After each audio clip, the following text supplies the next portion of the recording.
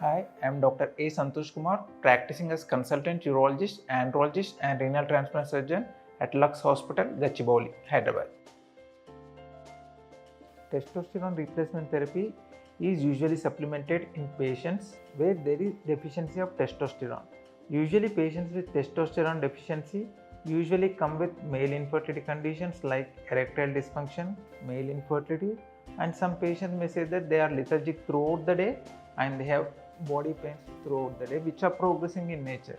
So those patients, when they have testosterone deficiency and coming with these symptoms, we initially evaluate what is the cause for testosterone deficiency. Testosterone deficiency is primary from the testis or lack of production.